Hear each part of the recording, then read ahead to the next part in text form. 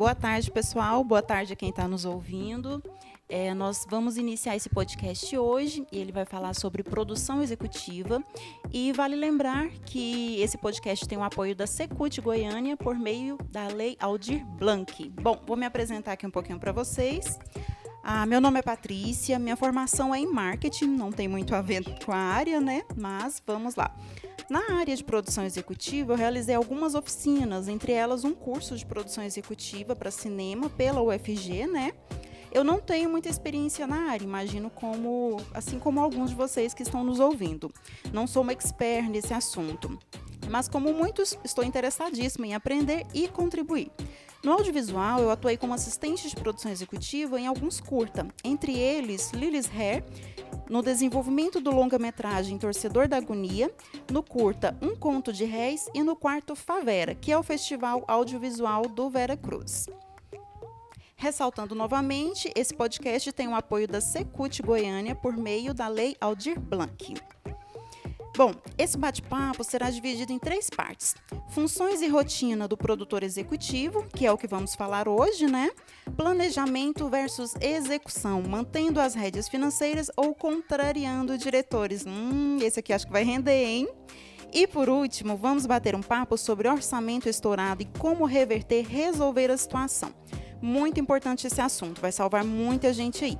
A ideia é que este bate-papo traga bastante experiência sobre a área de produção executiva e consiga tirar dúvidas. É um assunto que eu pesquisei bastante quando iniciei no audiovisual, mas o material disponível é muito vago e, ao menos para mim, foi bem confuso. Eu vou pedir aqui para Cecília se apresentar. Por aqui ela é considerada a rainha das planilhas, já atuou em mais de 30 projetos e é referência no assunto. Cecília, conta pra gente um pouquinho sobre você, sua formação, como começou no audiovisual, as funções que você exerceu, projetos que atuou na produção executiva. Fala aí com a gente.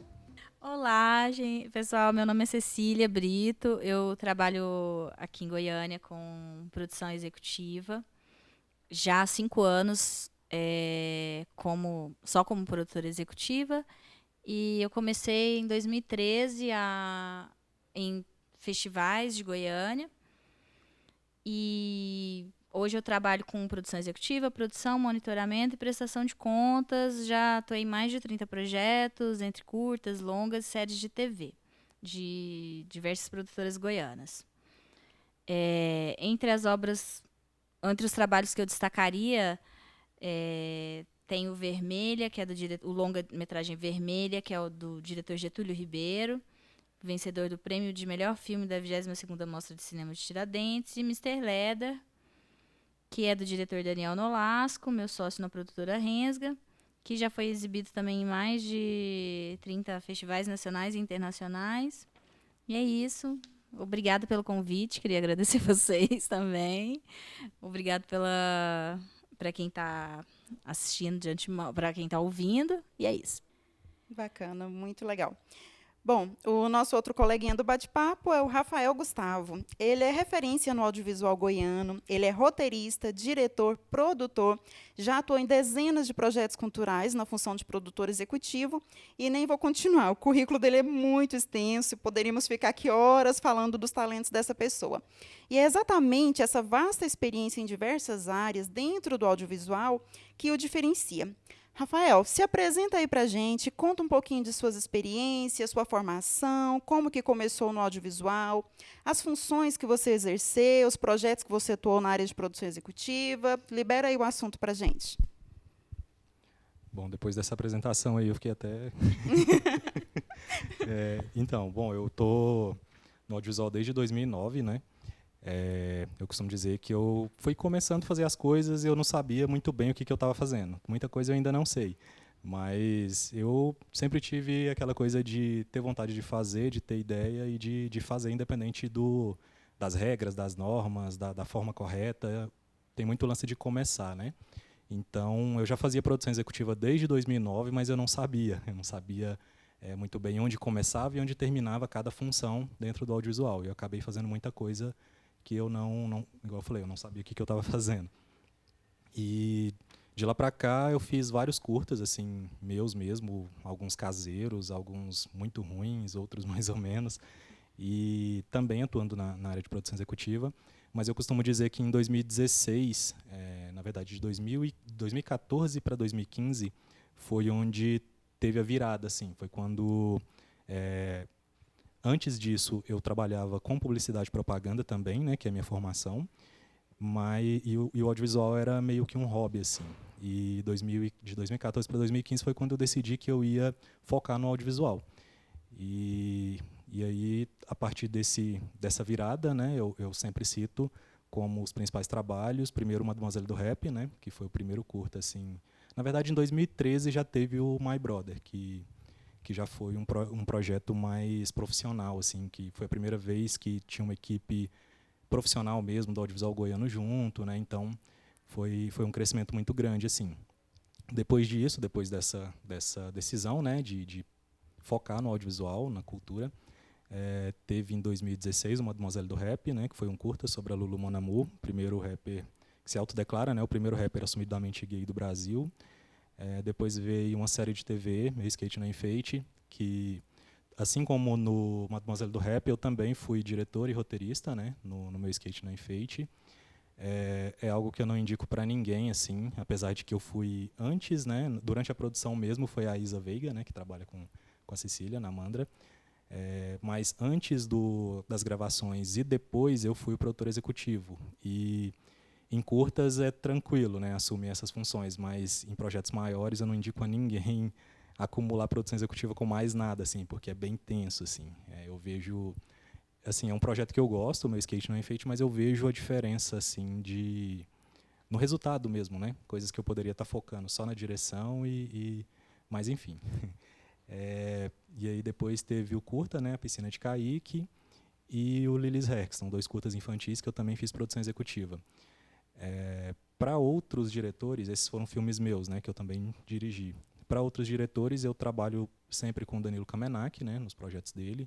Trabalhei em 3 filmes com ele como produtor executivo. Aquele Táxi, Um Conto de Réis e Arapucas, e com Isaac Brum, que eu atuei no Tronco Partido, que é um projeto que era para ser, assim como o Vermelha, né, era para ser um curta e acabou virando um longa. E também na produção do festival, né, do Favela, desde 2014, que eu estou na produção executiva ou na coordenação geral ou na produção. Eu sempre revezo a coordenação geral com a Rochelle Silva. Um ano sou eu, um ano é ela. E é isso. E outros projetos também da área cultural, projeto de dança, projeto de teatro. Tem diversos outros projetos que eu já atuei também como produtor executivo. Tá vendo? Falei que era muita coisa. Bastante experiência, né, Rafael? Bom, nós vamos começar aqui do básico, né, gente? Que eu creio que muita gente não sabe o que é produção executiva. Eu dei uma pesquisada, o que a gente encontra no Google, para vocês terem uma noção, produtor executivo, na definição original do termo, é o produtor que não esteve envolvido em qualquer aspecto técnico da obra artística, mas que ainda assim foi responsável pela produção geral. Atualmente, no entanto, o termo tem um significado mais ambíguo, especialmente no cinema. E é isso que a gente vai descobrir aqui, ou tentar aprender um pouquinho com vocês, né? Conta pra gente, o que é produção executiva? Posso começar? Pode sim, Cecília. Então, para mim, a produção, o produtor executivo, eu entendo que ele é muito o gestor do projeto. Ele está, pelo menos assim,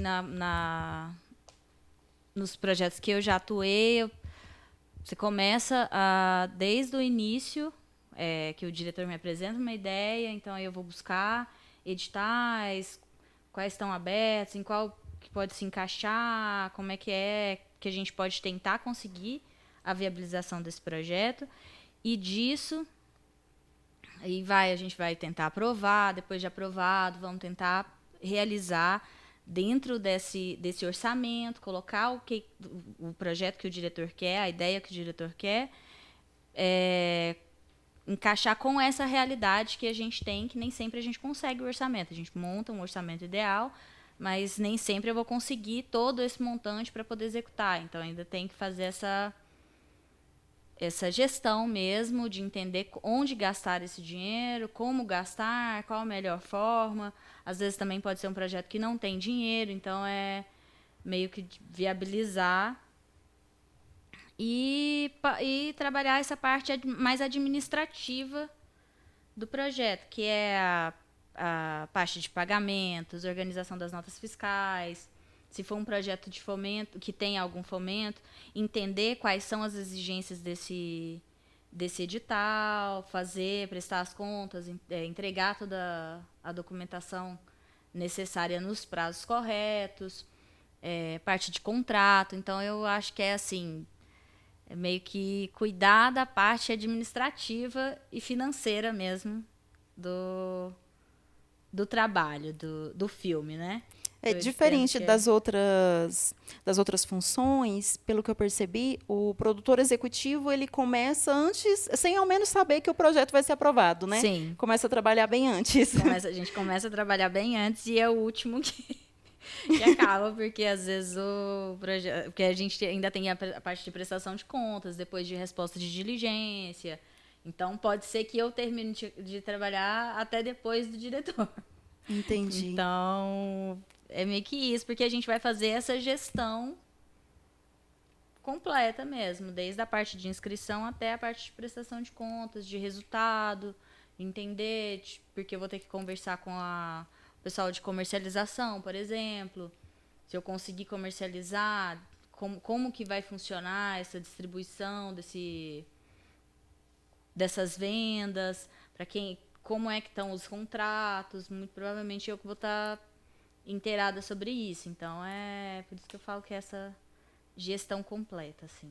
Tá, só para ver se eu entendi aqui, para ficar bem claro também, normalmente o diretor tem a ideia de algum projeto, ele passa para você e você vai procurar realizar isso. Sim, a gente, o diretor, pelo menos geralmente o que tem acontecido é isso, assim, tem um contato inicial, o diretor me apresenta um roteiro, e aí da leitura desse roteiro, já aconteceu de ser um projeto que já tenha o recurso e a gente vai trabalhar a partir daquilo, mas também já aconteceu de serem projetos que o diretor me procura só com o roteiro para a gente poder inscrever nos editais e viabilizar.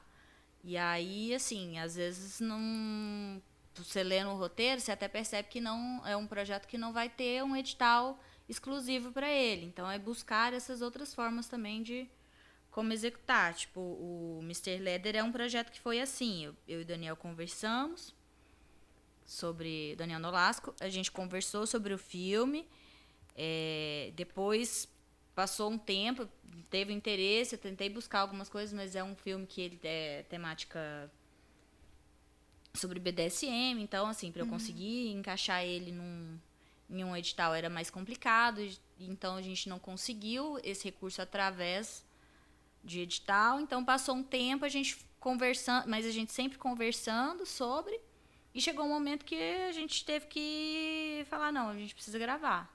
E aí depois e aí teve um investimento meu, uma parte do investimento do Daniel também, teve a parceria com a DaFuck, que entrou na parte de gravação, de equipamentos de câmera, tudo, que o Larry fez a foto, o Totti fez a parte de captação de som, e depois entrou a negociação para a gente tentar finalizar o filme, mas foi um filme que ele foi feito sem dinheiro.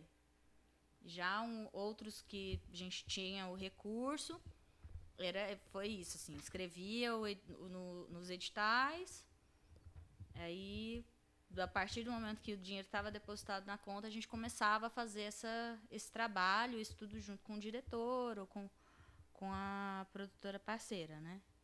É colocar em ação mesmo, Isso. né? O trabalho principal da ação para o filme. E você, Rafael, tem algo a nos acrescentar sobre produção executiva? Qual a sua definição sobre produção executiva? O que é produção executiva para você? Bom, eu acho que a Cecília resumiu bem, assim, né? A questão das funções. E eu costumo dizer que, em relação ao término, né, do trabalho do produtor executivo em um projeto, eu costumo dizer que a gente sai do projeto 5 anos depois que a prestação de contas é aprovada, né? Porque até então a gente tem que estar ali pronto para qualquer coisa, né? Se houver uma diligência, que geralmente é o prazo que os editais, né, dão para que você guarde os documentos do projeto, né? Que eles, mesmo depois que o projeto é aprovado, que a prestação de contas é aprovada, você tem que guardar toda a documentação durante 5 anos, porque eles têm esse tempo para questionar alguma coisa, né? Apesar de que a gente tem casos recentes da Ancine aí que eles estão questionando projetos da década de 90, né? Mas, enfim.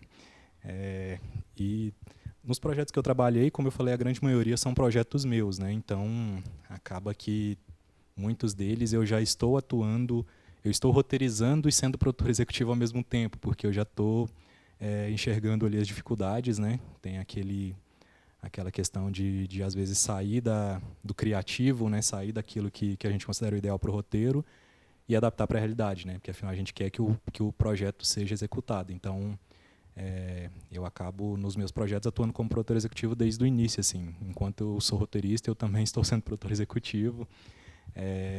E nos projetos de outras pessoas, né? Varia muito também. Já teve projetos que eu escrevi, o primeiro projeto da Can Filmes mesmo, do Danilo, né? Como diretor, Aquele Táxi. É um projeto que eu escrevi o projeto, o roteiro era meu também, mas era um projeto que eu passei para ele, né? Então eu estava no projeto desde o início. Já os outros projetos dele, o segundo, o Conto de Réis, ele me trouxe a planilha orçamentária, né? Para me opinar, para me corrigir algumas coisas durante o processo de inscrição. Já no Arapucas eu só passei o olho, né, porque ele já veio nessa crescente, né, de saber o que precisava mesmo. No do Isaac também, no Tronco Partido foi a mesma coisa, ele fez o projeto e me passou o projeto e a planilha, né, para dar uma olhada, e a gente vai dando uma dica aqui, outra ali, mas nesses projetos terceiros foram sempre assim. Nos projetos de outras áreas, geralmente foram projetos que instiguei o proponente, né? Igual teve o Caçada, né, do Rodrigo Cruz, que era um projeto de dança e que eu vi o edital e falei para ele, você não topa de inscrever e tal. E então nesses projetos também eu acabo entrando antes, né? É o mesmo caso dos projetos que a gente está executando agora da Aldir Blanc. E é isso, assim, em relação à saída, né, o tempo que depois que o projeto é executado, que a gente sai, é isso que eu falei anteriormente, né? Nesse mesmo do Rodrigo Cruz mesmo agora, a gente acabou de responder uma diligência, né? Sanando algumas dúvidas do órgão que patrocinou, então é isso. Somos realmente quase sempre os primeiros a entrar e os últimos a sair. Bacana. De certa forma, realmente é quem viabiliza todo o projeto, todo o filme, para o filme funcionar, né? Para colocar ele em ação. Certinho. E, assim, eu escuto muito sobre produtor. Produtor do filme tal, o diretor de produção, o produtor executivo. Essa palavra roda muito, né, no meio do audiovisual. E, afinal, qual que é a diferença entre produtor, diretor de produção e o produtor executivo? Bom, até um tempo atrás era tudo um pouco mais confuso do que é hoje, assim, né?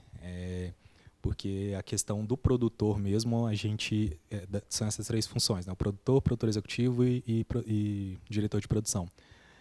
Até um tempo atrás, na nossa realidade, o produtor era visto como o que hoje a gente entende como diretor de produção, né? Sim.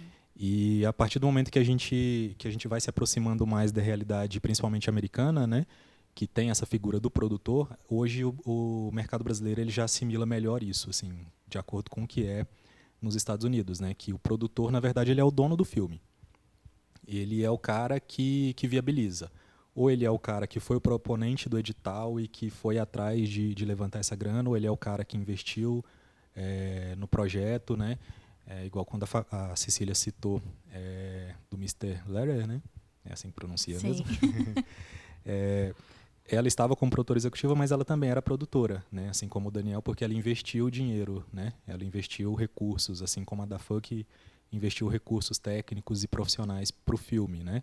Eles não receberam por isso, eles não foram pagos por isso, eles investiram. Então, todos aqueles que são os donos do filme, né, que têm direitos sobre o filme posteriormente, é o produtor. O diretor de produção é aquele que é o correria, né, o que vai atrás de viabilizar aquilo que está planejado, né, o que vai mobilizar o que for necessário, que é outra função também que não tem, assim, tem as suas delimitações, mas geralmente se a gente não sabe de quem é a função, de quem tem que fazer aquilo, acaba sobrando geralmente para o diretor de produção, né, para a equipe de produção, para viabilizar. E o produtor executivo é isso que a Cecília falou, né, é a parte mais de gestão mesmo, a parte mais administrativa do projeto. Certinho. E você, Cecília, para você, qual que é a diferença? Explica um pouquinho para a gente a diferença entre o produtor, o diretor de produção e o produtor executivo. Como que você vê isso baseado nas experiências que você tem? Tá. Então, assim, o produtor, eu acho que eu concordo muito com o Rafael, assim, que a gente tem cada vez mais, a gente está cada vez mais entendendo que, assim, o produtor é essa figura que é dona do projeto e que vai tentar viabilizar ele de alguma forma. Então, assim, eu acho que está ficando cada vez mais claro.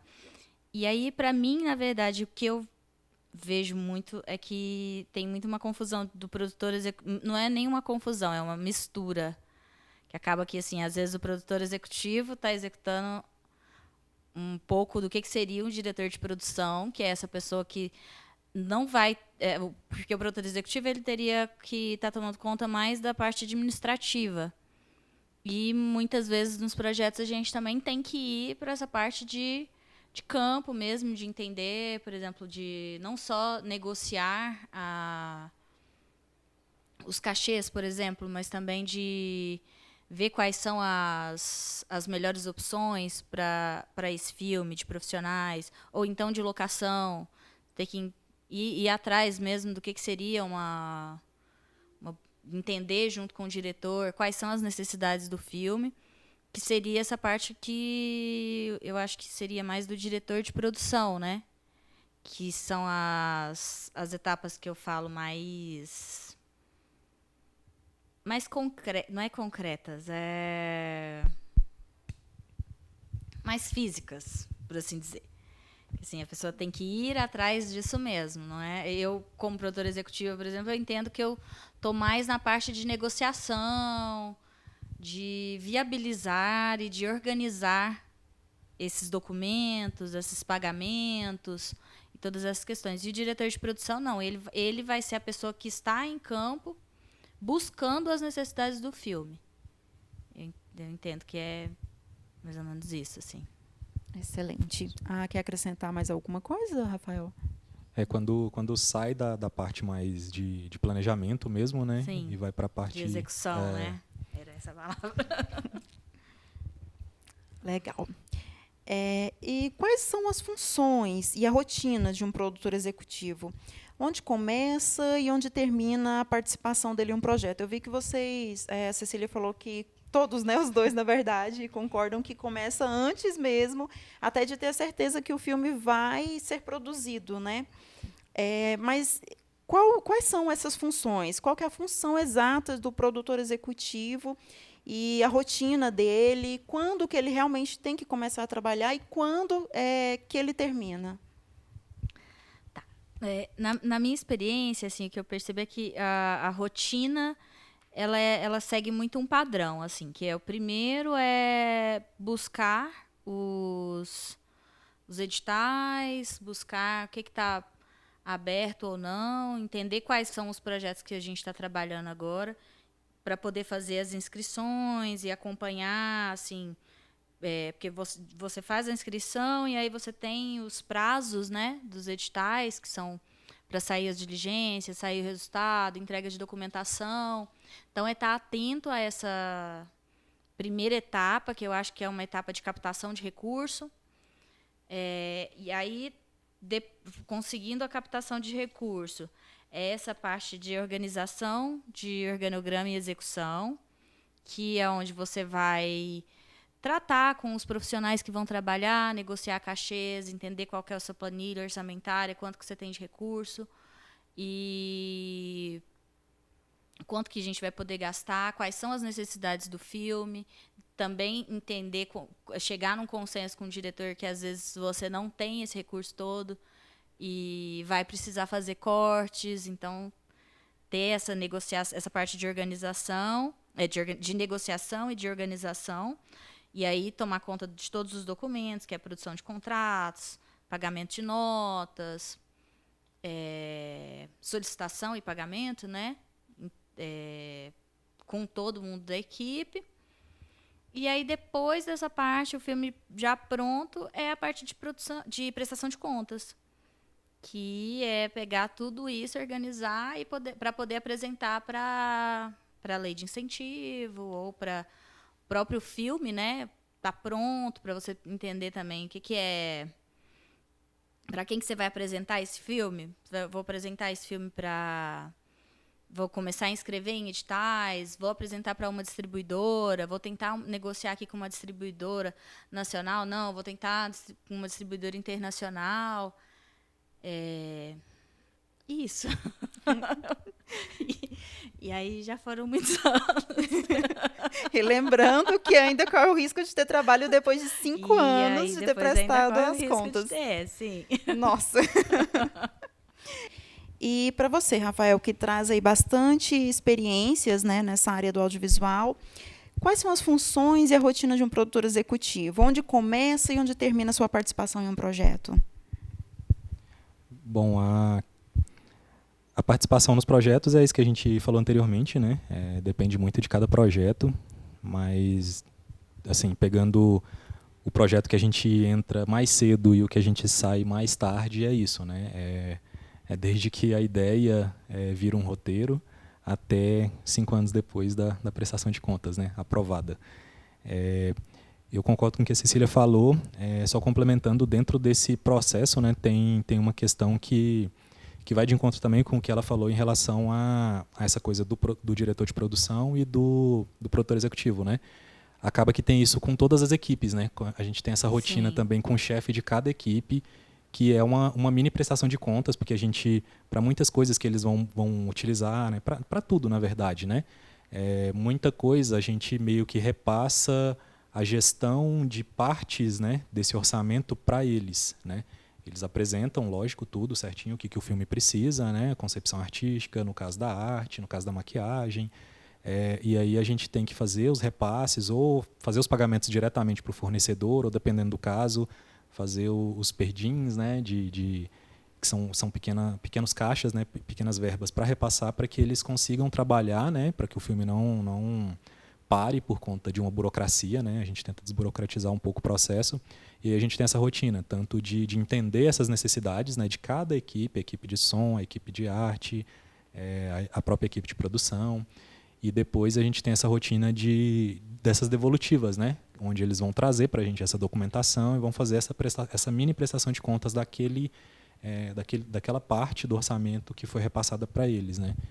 Então, acho que esse é um dos pontos dentro dessa rotina dessas atribuições mesmo, né? Que é bastante importante, assim.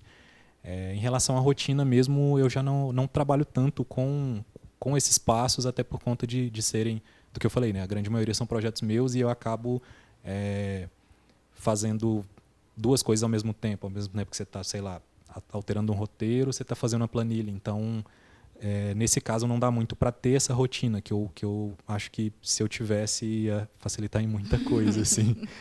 Mas é isso, assim, dentro dessa realidade, né? É meio que isso, assim.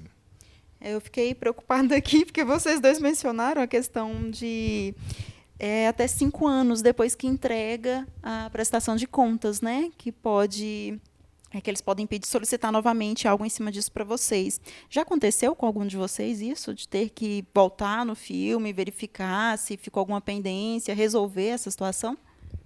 Sempre. Sério? Não com tanto tempo, assim, nunca me aconteceu de tanto tempo. Assim, já peguei algumas diligências de projetos, mas que eu não tinha feito a produção executiva, mas que eu estava acompanhando na ocasião, de projetos mais antigos, assim, já aconteceu até de um projeto que acho que tinha 6 anos que ele já tinha sido executado, e mesmo que a lei estivesse dizendo que eram 5 anos, eles estavam solicitando, então foi preciso voltar, entender o que foi aquela prestação de contas, para eu poder responder e voltar, inclusive, na legislação da época, que tinha mudado, na época era menos. Então, assim, de ter que entender um pouquinho o que era para poder responder. No final, eles aprovaram, eles acataram a a minha resposta e deram aprovado com ressalva. Entendi. E Mas era um é filme isso, seu assim. que você tinha Não, atuado? era um projeto de festival. Mas os filmes mesmo, assim, eu tenho uma organização, assim, que ela é bem... Eu tenho tudo físico, não só físico, mas físico e uma parte virtual. Na parte virtual eu sou mais desorganizada um pouco, mas a parte física eu sempre gosto de deixar bem organizada, assim, desde da parte de o edital que foi inscrito, a planilha que foi aprovada, como que o projeto foi inscrito, porque já me aconteceu de ter que entender, por exemplo, o que estava pedindo o que eu tinha colocado no projeto, e eles estarem questionando por que eu não pedi essa alteração. E aí você vai argumentar ali, porque o filme ele ainda tem isso, né? Ele é muito dinâmico, então nem toda alteração vai ser necessariamente solicitada, assim, né? Porque ele pode... Às vezes você tem algumas... O roteiro ele vai se apurando à medida que o filme vai sendo feito. Então, tem que estar atenta ali a todos esses possíveis questionamentos que possam ocorrer. E eles ocorrem mesmo. Eu fiquei curiosa, né? Porque ambos falaram, então eu falei, gente, será que acontece assim? Será que é recorrente? Assim, o mínimo... na verdade, assim, o mais recorrente é assim...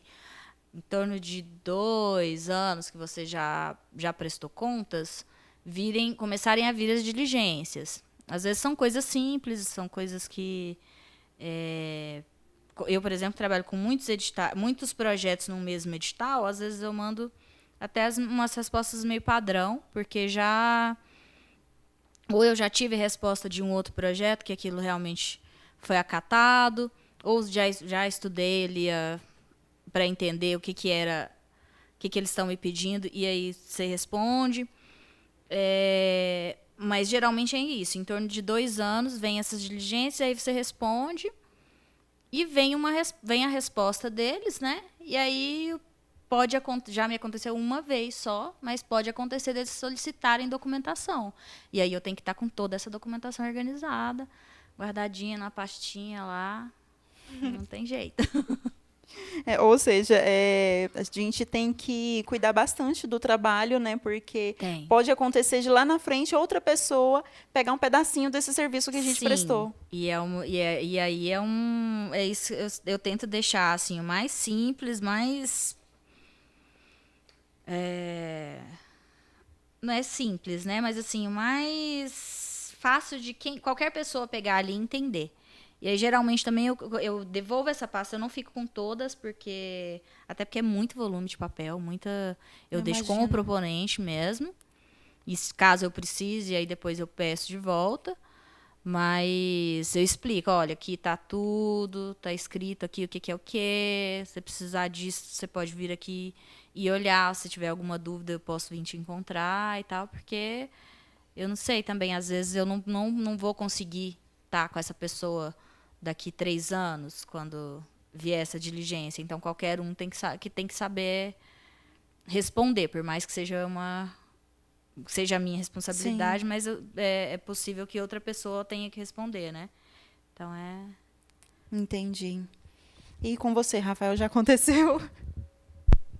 Sempre acontece. Enquanto a Cecília estava falando, eu até estava anotando aqui algumas coisas que acabam causando isso, né? O primeiro de tudo, assim, é a questão da interpretação errada, assim, né? Às vezes, da interpretação da prestação de contas mesmo. O que mais acontece, assim, comigo é a questão de, às vezes, eles perguntam uma coisa que está lá no projeto, porque... Nossa, acontece demais. Sim. Isso. Nossa. E assim, não é só a questão isso que a Cecília falou é muito importante, né? De ter a organização para que outra pessoa chegue e entenda tudo. Só que essa organização, assim como outras várias coisas que são cobradas dos proponentes, elas não são executadas por meio dos órgãos públicos que fomentam. Então, assim, eles não têm essa organização, a grande maioria deles lá, dessas informações, de uma forma que muda a equipe e eles consigam entender o que está rolando. Então, nas últimas diligências que eu recebi mesmo, tinha coisas que estavam no projeto, que tinham sido feitas, só que eles não tinham muita... Hoje, no FAQ, por exemplo, hoje já existe uma plataforma, apesar de que eles estão mudando de novo, né, para o Mapas Goianos, Sim. mas já existia uma plataforma que nos projetos de 2018 mesmo, tudo que você faz fica centralizado lá. Então a documentação a gente espera que esteja num banco de dados deles lá, né? Antes de 2018 não era assim. Muita coisa era resolvida por e-mail. E aí se muda o nome da secretaria, por exemplo, já foi SEDUC, né? Com C mudo no final, quando era junto com a educação. O e-mail deles muda também. Quando mudou para Seduce, eles abandonaram o e-mail seduc@seduc.gov.br e passaram a utilizar o @seduce.gov.br. E aí, informações que a gente tinha repassado, autorizações que a gente tinha obtido por e-mail, nem eles, provavelmente, porque eles estavam questionando aquilo, tinham acesso. Então a gente tinha que ficar mandando print de e-mail para provar que aquilo foi solicitado. Então, e por que aconteceu isso? Porque quem estava na época não juntou essa documentação com o processo para que o processo ficasse completo. Então, o que mais acontece é isso, e a questão de não, parece que não entender aquilo que a gente está solicitando, ou não entender o processo mesmo. Tipo, eu solicitei 3 coisas ali. E aí eles respondem aprovando 2 e pedindo documentação complementar para uma. Aí aconteceu de eu desistir dessa uma e falar, não, beleza, eu não vou mandar documentação complementar, eu vou executar do jeito que estava mesmo. Só que as outras 2 já estavam aprovadas. E aí questionaram que as 3 solicitações, que as 2 solicitações que foram executadas de forma alterada não tinham sido aprovadas, mas elas tinham sido aprovadas. Então, às vezes, não sei se pelo volume de trabalho, né, que eles devem ter também, acaba atropelando algumas coisas e que geram um retrabalho para a gente que não precisava, né? Se tivesse, não sei, talvez mais equipe, né, mais tempo para analisar. Então, esse é um dos motivos assim, que eu vejo que acaba gerando, né, essa quantidade de diligências e tal. Já me aconteceu bastante isso. Até, por exemplo, eu tenho o costume de entregar a prestação de contas, eu entrego, eu faço, monto ela completa, numero, né, que tem exigência de numeração e assinatura, faço toda e peço para tirar uma cópia integral do jeito que eu vou entregar na Secult ou qualquer uma das leis. E aí essa minha cópia eu deixo na minha pasta de prestação de contas porque acontece muito, assim, por exemplo, e aí na hora da resposta eu só coloco, não, página tal da prestação de contas. Que foi entregue. Ótima dica. Eu só coloco, porque acontece muito mesmo, assim, de... Você até na hora já me aconteceu ficar, gente, eu tenho certeza que eu entreguei essa documentação. Não é possível. E a hora que eu vou olhar na pasta, tá lá, junto. E aí, assim, colocar, por exemplo, tentar... Como é uma coisa que é muito recorrente, o que eu faço muito é colocar, tipo, capas em tudo. Por mais que gere um volume muito grande de papel, de tudo, mas colocar, por exemplo, comprovante de contrapartida. Aí vem, assim, uma página só com um título mesmo, para ficar muito claro o que é aquilo. Para evitar um pouco esse tipo de situação, mas ainda vem. Não tem... Imagino. Bom, para vocês que estão nos ouvindo aí, pessoal, começa a anotar essas dicas, viu? Para quem quer ingressar nessa área de produtor executivo, na área de produção executiva, anota as dicas, são muito importantes, muito valiosas. Continuando aqui, para quem quer ingressar nessa área, né? Quais caminhos seguir para se tornar um produtor executivo? Existe algum curso na área, formação, estágio? Para onde eu envio meu currículo? Brincadeira, gente. Conta aí para quem está interessado nessa área. Como que funciona? Bom, a minha dica façam projetos. Se for de acordo com como eu comecei, né, foi fazendo projetos, foi a questão da necessidade mesmo, assim como a maioria das coisas que eu exerço assim dentro da cultura foi nisso, assim. Se eu for falar assim, não, o que eu queria fazer mesmo é isso aqui, isso aqui, isso aqui. Mas acaba que produção executiva é uma das áreas que eu não sei assim se eu tanto é que os projetos que eu atuo são projetos sempre de parceiros, né, de pessoas bem próximas. Então, e agora mais um pouco assim tá se ampliando um pouco por conta de outros projetos que a gente tem, principalmente na região do Conjunto Vera Cruz, né? Essa coisa de descobrir novos proponentes, né? De fazer essa galera que já é artista acessar esses recursos, né? Então, eu acabo que tô nesse momento tendo participação como produtor executivo em outros projetos de pessoas que eu não tenho tanta proximidade por isso, assim, mas na questão do empurrão mesmo, né? De não, vamos colocar esse projeto, vamos tentar e tal. Mas eu sempre trabalho com os parceiros e nos meus projetos, né? Em relação a cursos, existem vários cursos, né? Tem o curso da IC, da Academia Internacional de Cinema, que inclusive é o que você vai fazer, né? Esse mesmo, eu fui aprovada, gente, mas ainda não recebi a verba para conseguir fazer esse curso. Quero muito fazer o curso. Pode continuar, perdão. Não, é isso. Eu acho que é isso mesmo. Eu não... Assim, em relação à formação, eu fiz várias oficinas, né? Até dentro do Goiânia Mostra Curtas mesmo, né? Eu costumo dizer que Goiânia Mostra Curtas, Festcine Goiânia foram as minhas principais escolas, assim, né? De audiovisual. O Festcine Goiânia, apesar dos pesares, assim, quando existia, mas tinham muitas atividades e eles sempre foram bem democráticos, assim, no sentido de... principalmente nessa área de formação, né? Eu cansei de ir em oficina que tinha 15 vagas, eu não tinha sido aprovado, eu chegava lá e entrava tranquilo, fazia. Então, foi importante, né? E o Goiânia Mostra Curtas também, não o Goiânia Mostra Curtas, mas os projetos do ICUMAN, né?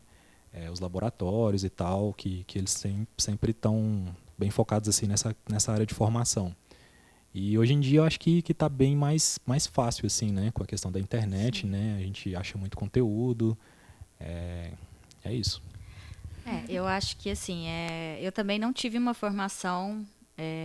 eu comecei, como eu falei, trabalhando em festivais, inclusive era no ICUMAN. Então, comecei como assistente de produção executiva lá. E era entendendo mesmo qual era a necessidade, foi meio que indo com a necessidade, fui aprendendo com a necessidade. E aí, mas eu acho que tem muitos cursos bons que você pode fazer. Até o que o Rafa falou da IC, eu acho que é uma referência, assim, aqui em Goiânia. Eu não sei se tem nenhum curso direto, assim, mas tem a UEG, tem o curso de Goiás também de cinema. Então, eu acho que assim, e daí na faculdade, como eu não tenho essa experiência, eu não posso dizer dentro como que você vai fazer, mas eu acho que é uma coisa meio que de você ter interesse mesmo em buscar os editais e entender que sem dinheiro a gente não consegue fazer os projetos.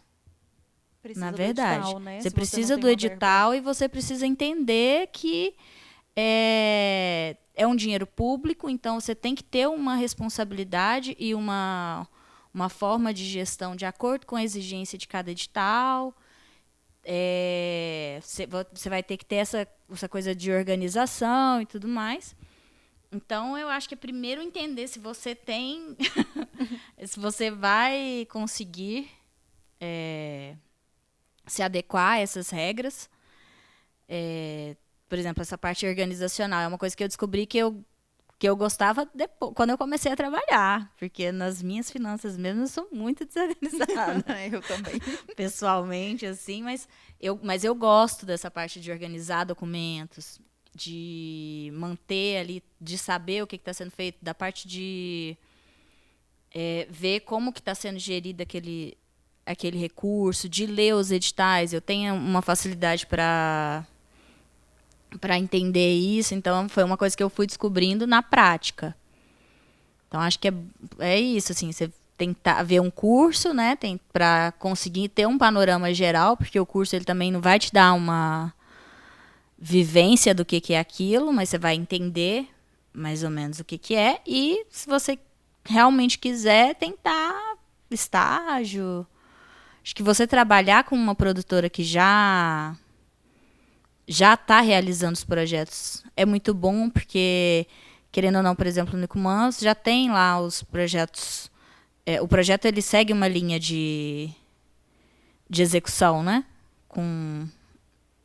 De como é que vai ser. Tem a parte criativa, mas a parte prática, administrativa, ele tem uma base. Então, você vai entender de dentro da empresa como é que funciona mesmo, tanto essa parte de editais quanto a parte administrativa. Então, acho que pode ser muito bom. O Rafa, por exemplo, fazendo os curtas dele, e fazendo os dele, hoje ele tem capacidade de fazer de outras pessoas, porque ele já entende também como é que é esse processo, né? Eu acho que é isso. E então, Rafael, vai me contratar? Mas Gente, é porque a maioria dos curtas que eu atuei como assistente de produção, o diretor é o Rafael Gustavo, tá? Segredo aqui entre nós. Bom, pessoal, chegamos ao fim da primeira parte, é claro, do nosso podcast sobre produção executiva. Eu agradeço a disponibilidade e a paciência do Rafael Gustavo e da Cecília Brito em estar aqui batendo esse papo com a gente, trazendo informações valiosíssimas desse meio tão pouco comentado. Muito obrigada a você que ficou nos ouvindo aí, tá, pessoal? E o nosso bate-papo ele continua na segunda parte desse podcast, onde iremos falar sobre planejamento versus execução, mantendo as rédeas financeiras ou contrariando diretores. Esse promete, né? Principalmente porque temos um diretor aqui com a gente. Bom, agradeço a todos que nos acompanharam até aqui. Espero que, assim como eu, tenham aprendido e aproveitado bastante. Até o próximo episódio. Um abraço, gente. Muito obrigada.